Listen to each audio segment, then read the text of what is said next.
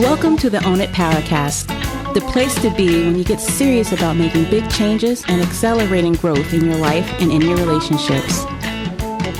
Finally create the life you've always wanted, living life on your own terms.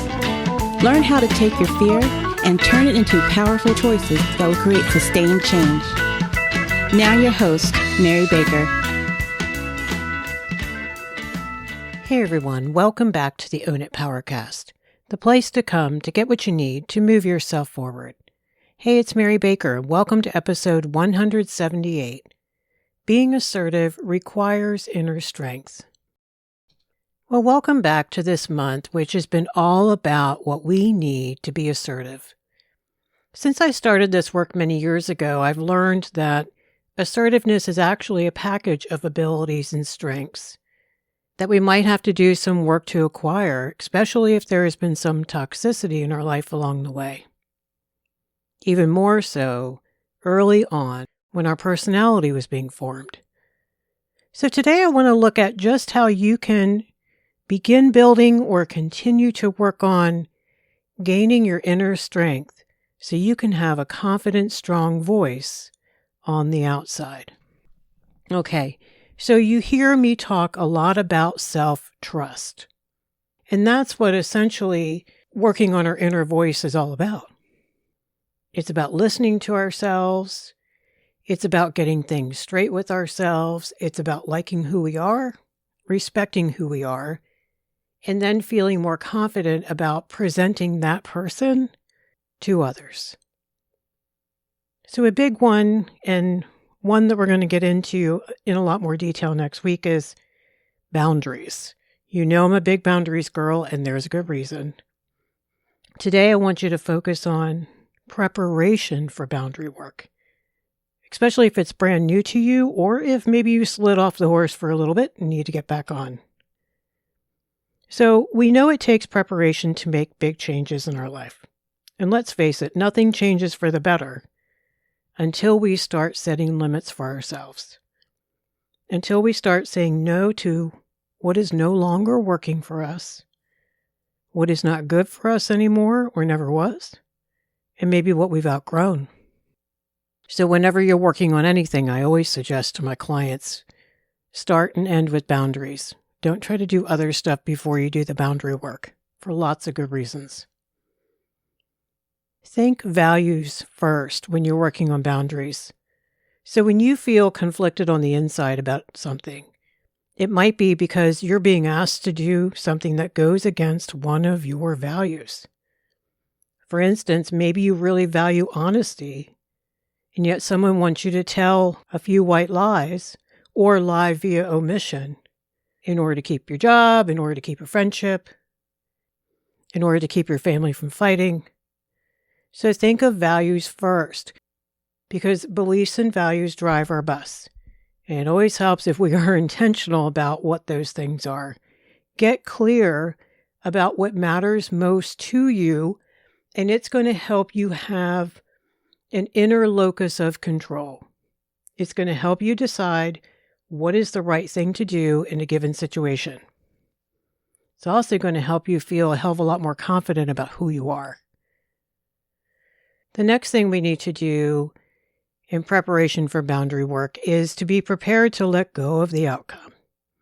We need to set the boundary because it is simply the right thing to do. It's important to do so, maybe for ethical, value, or self-care reasons. Whatever our reasons are ours. We're not responsible for how others feel about that or what they do with it or don't do with it. We're responsible to them, but not for. What I mean by to them, be respectful, don't act out, be emotionally honest, try to be consistent. But here are some outcomes that we have some fear around happening that are going to keep us from setting boundaries, because when you set the boundary, you let go and you let the chips fall. Typical ones are fear that other people will no longer approve of us. Maybe they won't love us anymore. Maybe we don't get to belong to the club anymore. So that rejection and lack of approval. Maybe you're afraid that you're going to experience some really big, deep pain or fear that you don't think you can handle. Or fear of conflict. Other people are going to be pissed off and upset and lash out at you. Another one is that you're going to stand out, and that makes you more vulnerable for the above-mentioned things to happen. And the ultimate fear, right, is abandonment from all of these. And our fear that we're not going to be okay. Another big fear is that all those outcomes we want to happen, all the good things that we're trying to make happen may not happen. So letting go of control of the outcome is letting go of control of the outcome. It's taking the risk, doing the right thing, taking a hit sometimes for it, but feeling good that you did the right thing at the end of the day. Okay. So another thing we need to do to prepare to work on boundaries is paying close attention to our self-care. That's a big deal because you can't be disconnected from yourself and be confident and assertive and set limits and be okay. So pay attention to how you're feeling physically and emotionally most days. Pay attention to the cues like your anxiety, your stomach aches, your headaches. Are you feeling an internal fight going on the inside? Have you had any time for yourself to get clear, to settle your thoughts, to make decisions, to think about your why, to not react, but to respond, to be in a place of choice? Speaking of choices, you're going to feel guilty, so I want you to prepare for that guilt if you're getting ready to set some boundaries. So we know that this especially happens when we set boundaries with people who don't honor their own boundaries and want to manipulate and guilt you for setting them.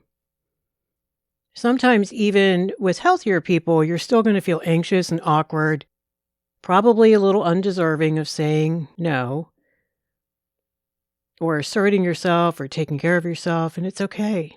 It's normal to be afraid because this is new stuff. Old messages might be coming into play, like, who the hell do you think you are?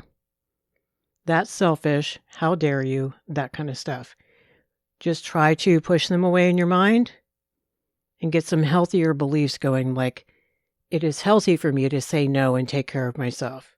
I'm not harming anyone here. I'm actually going to be nicer to be around this week if I say no today. Because you're not just setting boundaries, you're changing the view of yourself, which is pretty huge. Over time, this guilt will dissipate and be replaced with relief, satisfaction, feeling healthier, feeling more honest, right, with you and with them, and feeling more clear. Another thing we need to do to prepare for setting big boundaries in our life is start setting limits in small ways, hopefully with safe people. Because it isn't recommended to set huge atom bomb boundaries with big stakes, with people who are going to try to emotionally decimate you for doing so. You'll cave.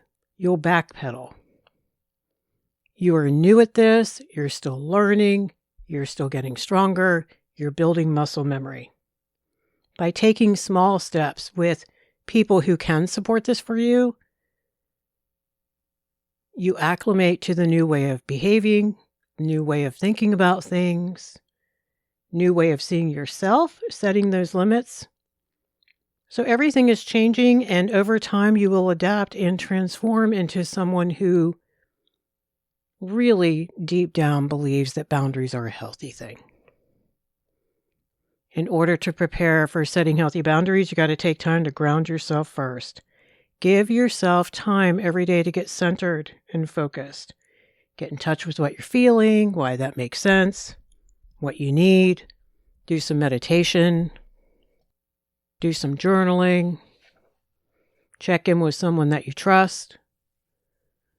Take a long walk, drive. Get quiet so that you can sit with your own truth. So saying no takes preparation and takes a lot of work on the inside to get ready to pull the trigger on this stuff, to believe that it's a good thing to do, and to feel good about ourselves. So practice in small ways and practice doing it in healthier ways. Not lashing out, not reacting, not saying, of course I'm not coming to Thanksgiving. Are you crazy? Instead saying, I'm really sorry, Mama. I won't be able to come out this year. I know you're disappointed. Or I just need some time to myself today. Or I can't stay in this room if you're going to continue to lash out at me.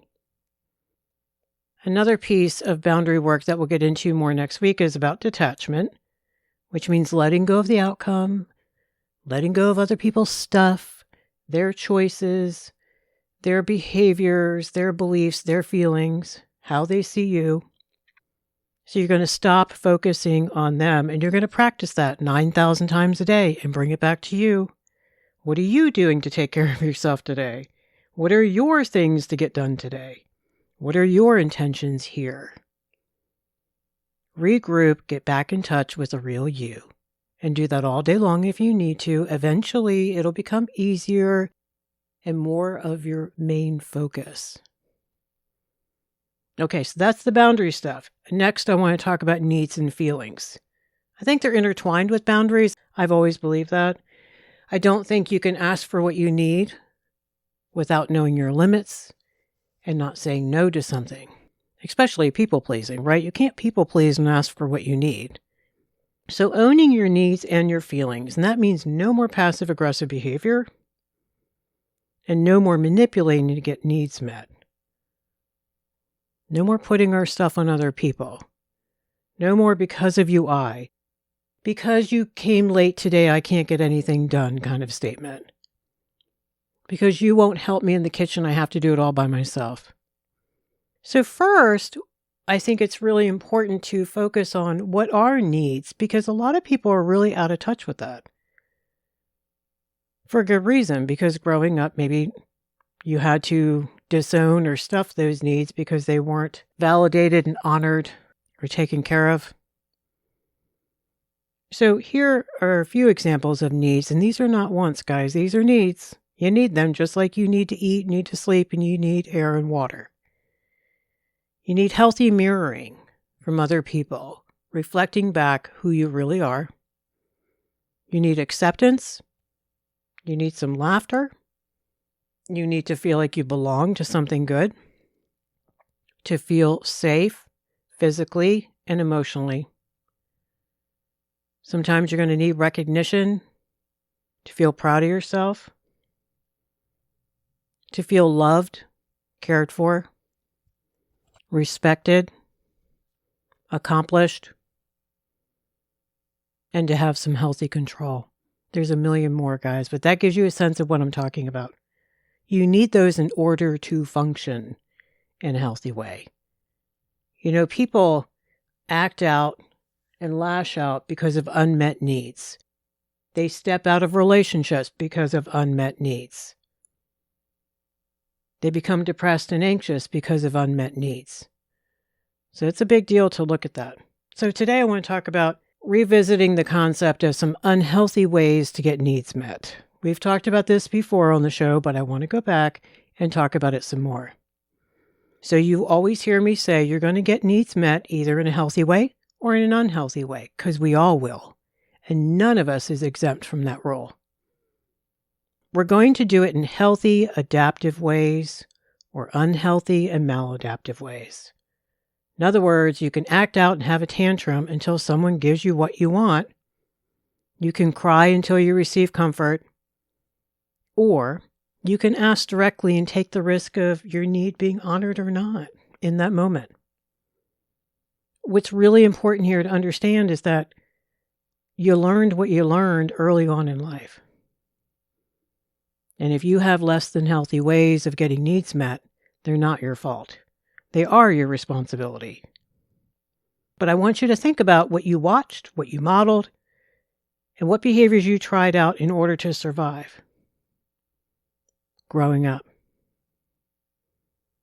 So, in families where direct methods aren't going to go over well, like if someone was speaking up at the dinner table and that got quashed really quickly, or that person was shamed, yelled at, or ignored, then you're going to find indirect, aka sneaky ways of asking for what you need, because being emotionally honest is very vulnerable and therefore could set you up to be abused or shamed or abandoned emotionally.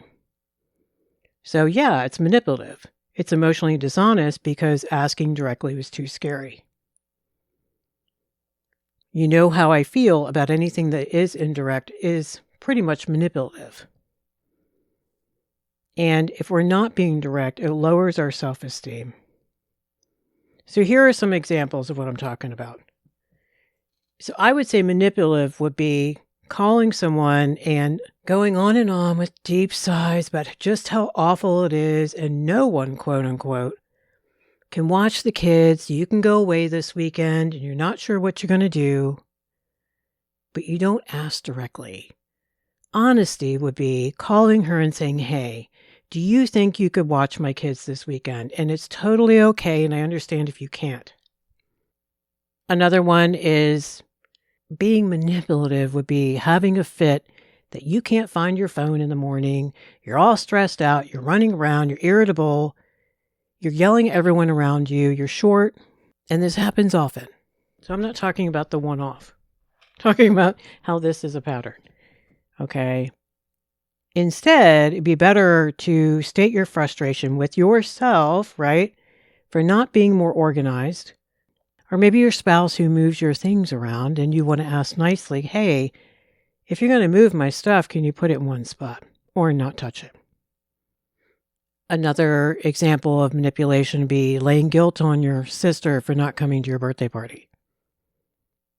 Instead, maybe risking being vulnerable by saying you were hurt because you miss her and you really wanted to share that occasion with her, but you understand why she couldn't make it.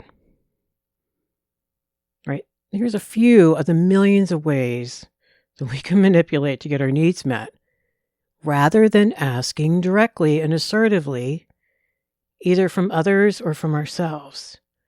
Remember, if it's not emotionally honest, vulnerable, and direct, it's probably manipulation.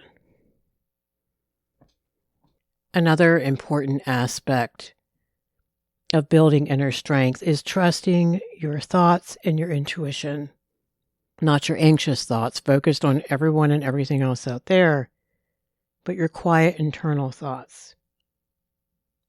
How do you tap into this if you're not sure?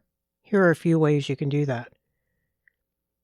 Pay attention to when you have a visceral or physical reaction, like right before something happened, or when you first heard the news or noticed something. Later, did that reaction make sense? Did you say, ooh, that sounds really good, or, oh my gosh, that's awful? Just pay attention to it. Eventually, you want to work on following through on what your gut says, regardless of whether we have detailed information as to why, because usually we don't, right? It's vague.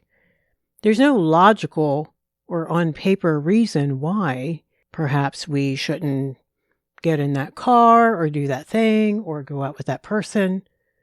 But later when we look back, the times where we felt that way and we didn't honor it, we kind of regret it.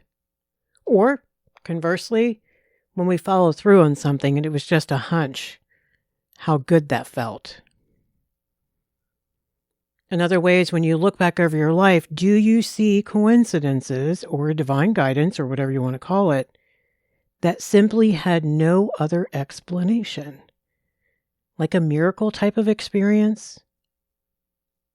Or that there's no way that could have been an accident experience?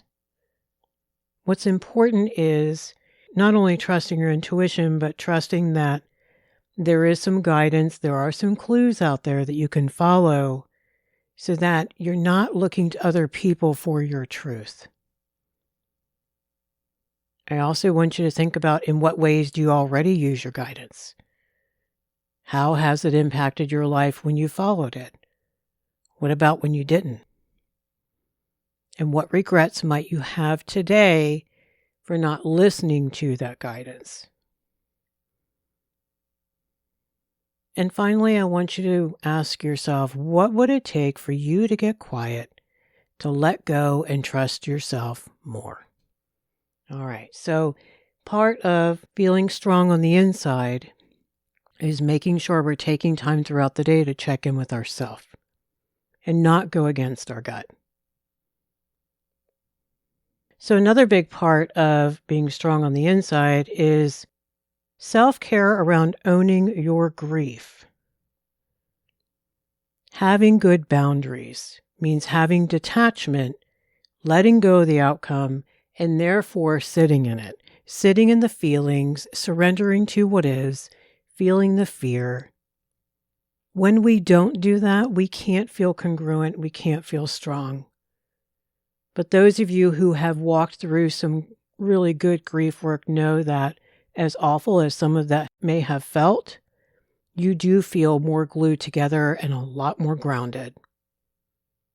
The other thing, too, that I don't think people talk about enough is the fact that if you're not willing to grieve, then you're going to want to control outcomes. And then you're going to want to people please, believe what manipulators tell you, get sucked into stuff that is not good for you because you don't want to see reality.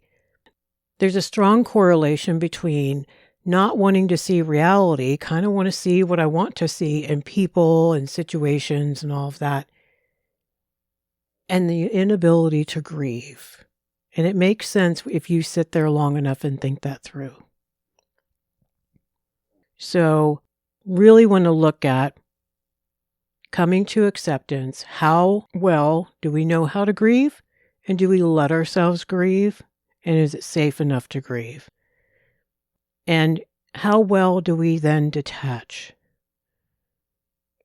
Do we know where we end and others begin? Do we know to say that that is their stuff, that they're acting a certain way is all about them? And how you feel about you is all about you.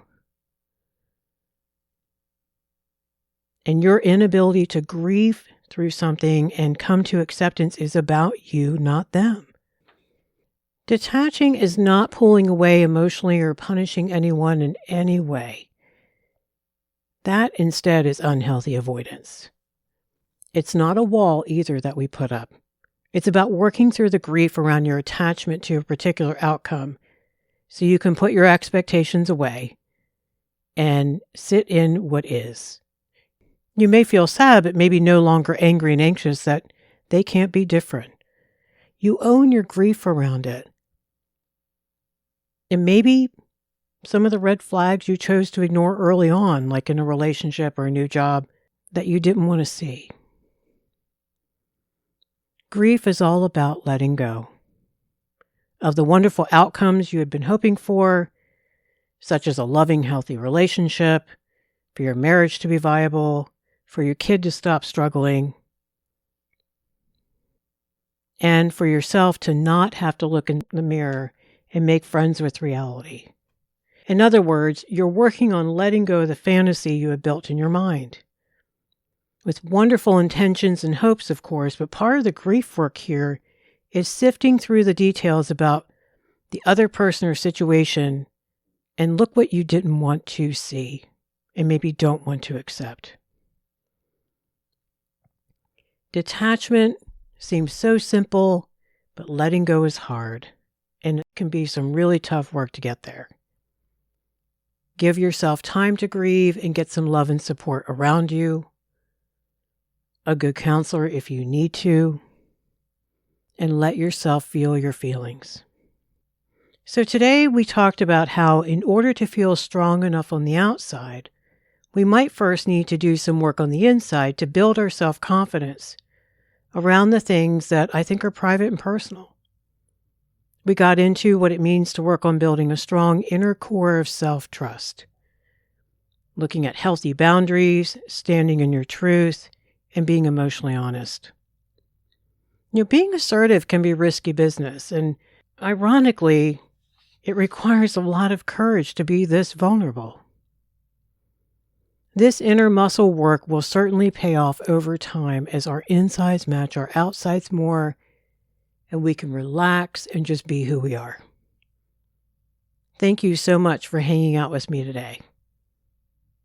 I hope you got some good things to take away with you. I hope you got some good things to start working on this week or to revisit if you've already started. Be sure to check the show notes at ownitpowercast.com. Sign up for the newsletter each Tuesday. That's where the bonus downloads are and all the other good stuff. All right, so pay it forward, keep focusing on you, and I'll see you next time. We hope you took away some useful insights and tools you can begin using right away. If you did, please leave a positive review and share on your social media. Because could you imagine if everyone in your life really got it together?